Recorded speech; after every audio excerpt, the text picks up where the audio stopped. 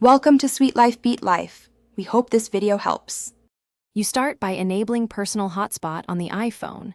Go to Settings, tap Personal Hotspot, then toggle it on so the device advertises a network.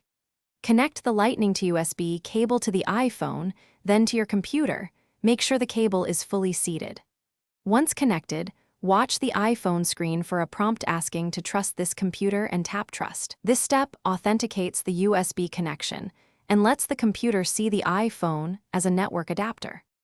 Once the cable is trusted, open Network Settings on your computer and locate the iPhone USB network adapter. It may appear as iPhone USB or as a new Ethernet-like interface.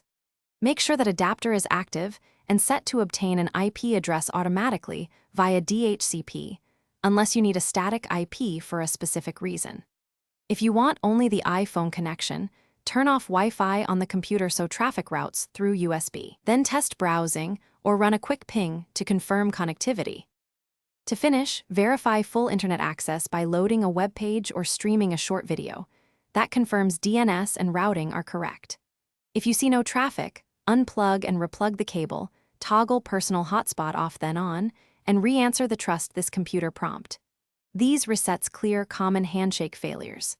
If issues persist, reboot both devices, ensure the carrier data plan allows tethering, and try a known good Lightning cable. One key troubleshooting tip. If the computer shows the adapter but no IP, switch the adapter to renew DHCP. Thanks for watching. Consider subscribing if we helped you.